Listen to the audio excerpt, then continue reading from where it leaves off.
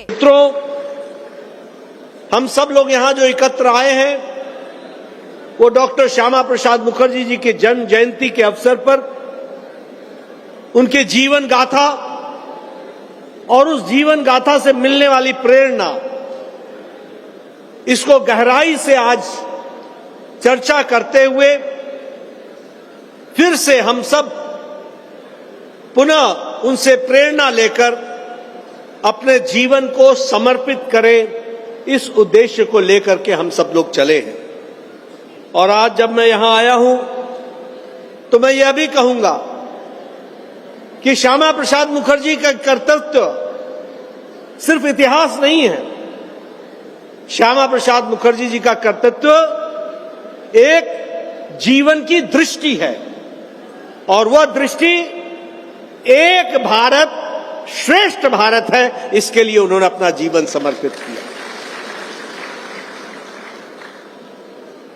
हम जिस पार्टी के सदस्य हैं उसके वे संस्थापक अध्यक्ष रहे। उन्होंने इसकी स्थापना की और हम सब लोग जानते हैं कि 21 अक्टूबर 1991 को उन्होंने इस विचारधारा की भारतीय जनसंघ की स्थापना की।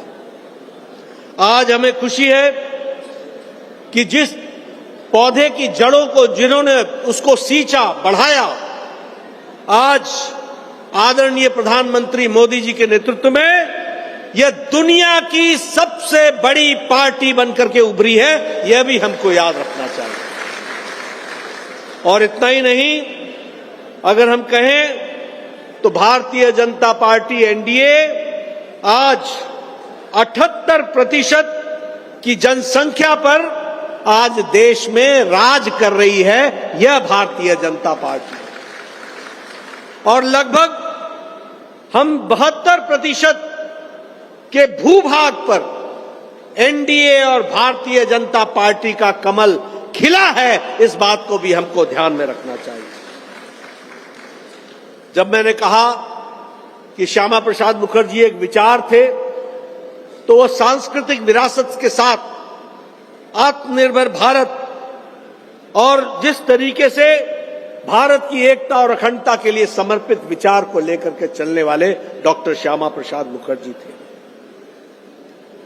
हम सब लोगों को गौरव होना चाहिए कि जिस पार्टी के हम सदस्य हैं, जिस पार्टी के हम कार्यकर्ता हैं,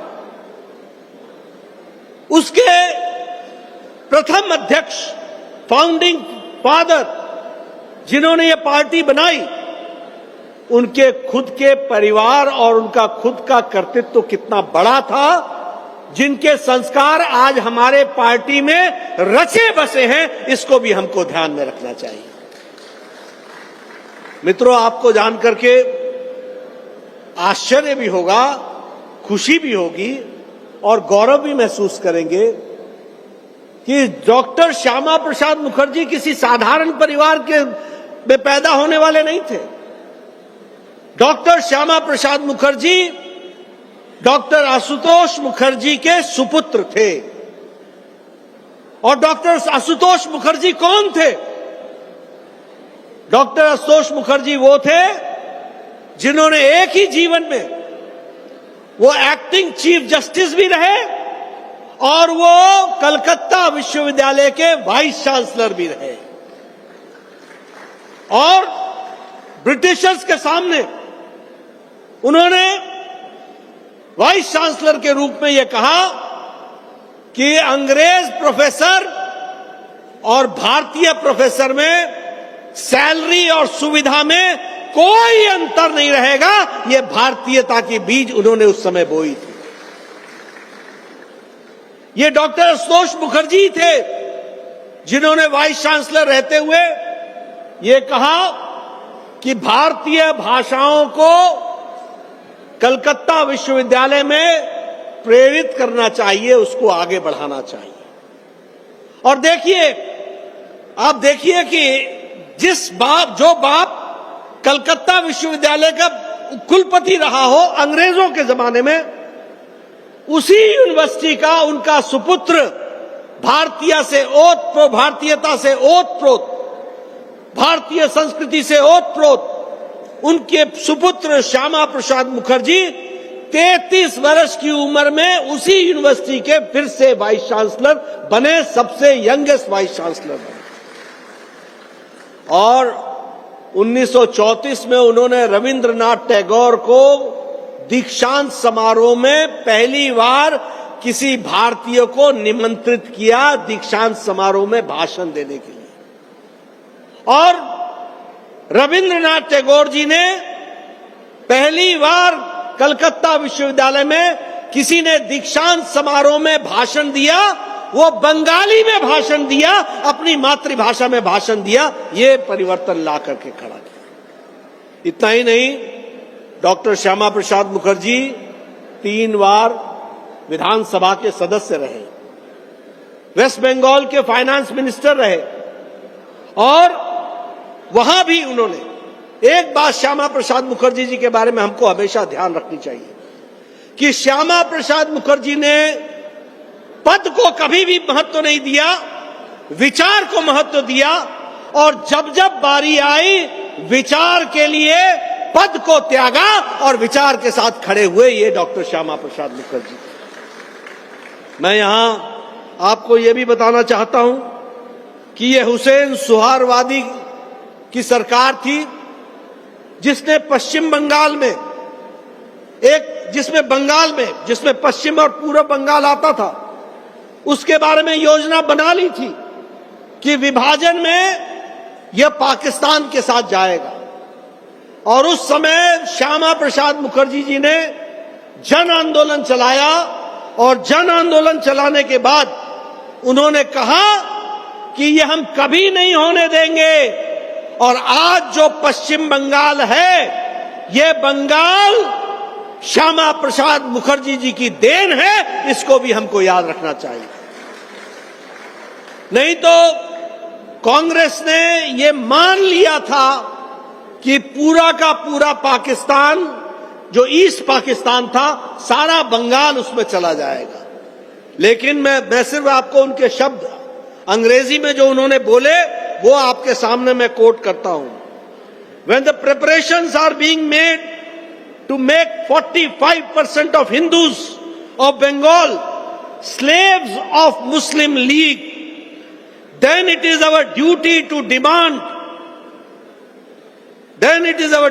demand a land for ourselves where we can live with self-respect. I want to ask to the Congress and particularly to Nehru, did you not accept the division of Bombay and Sindh to please Muslim League? क्या आपने मुस्लिम league को तुष्टीकरण में, उनको खुश करने में आपने मुंबई का और आपने सिंध का विभाजन नहीं किया? और आज अगर हम बंगाल की बात कर रहे हैं तो कोई गलत नहीं कर रहे हैं। और आज का बंगाल जो है, पश्चिम बंगाल, इसको पश्चिम बंगाल इसलिए कहा जाता है क्योंकि श्यामा प्रसाद मुखर्जी ने कहा कि west part of the Bengal, जहां ज्यादातर हिंदू हैं, ये भारत में रहना चाहिए। और इस कारण से पश्चिम बंगाल बना। आज जो बंगाल है वो उनकी देन है। और खुशी की बात यह है कि 125वीं जन्म जयंती में उस पश्चिम बंगाल में मोदी जी के नेतृत्व में कमल खिला है, कमल खिला है, कमल खिला है। इसको भी याद करना। शायद इससे ज्यादा 125वीं जन्म जयंती पर कोई और अच्छी भेंट नहीं हो सकती थी जो पश्चिम बंगाल की जनता ने आज भारतीय जनता पार्टी की सरकार वहां बना करके दी है। आपके सामने अभी अर्चना जी ने आपके सामने बताया कि उनकी औद्योगिक नीति थी। वो कुशल प्रशासक थे।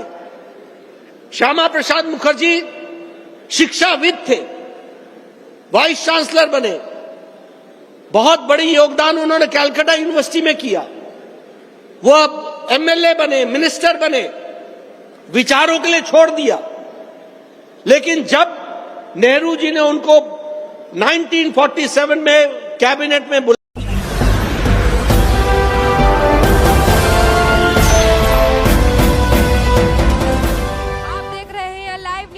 99 राष्ट्र सबसे पहले।